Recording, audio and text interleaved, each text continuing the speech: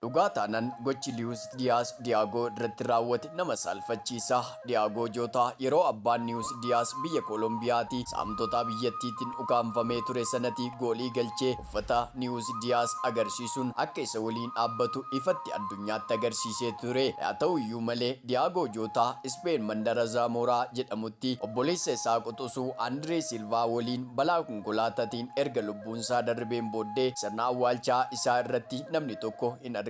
Haa ta'u iyyuu malee taphattoonni Liverpool hunduu argamanis taphataan yeroo sana abbaan isaa ukkaanfamee abbaa koonaaf oolchaa jechaa ture.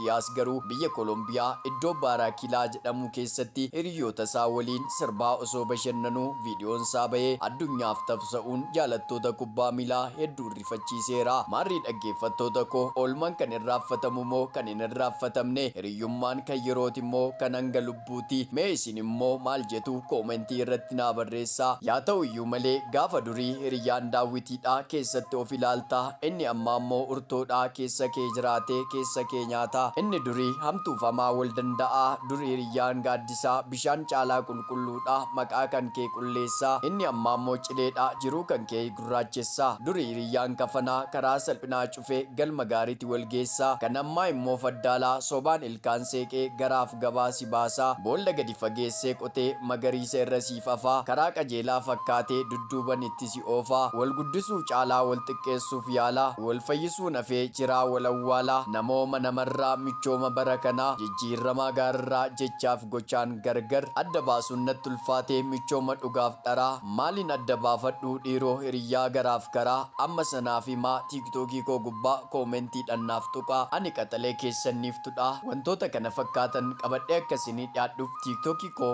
laayik, fooloo, riipoost, koppii liink gochuun na bukkee dhaabadhaa jechuun akkasumas yuutuubii koo Qabduu Tube jedhamu sabskiraayib gochuun seenaawwan babbareedoo kan biroo achirraa argachuu dandeessu. Jalqabarraa kaastanii hamma ammaatti waan na dhaggeeffattaniif kabaji keessan guddaadha. Horaa bulaa deebanaa.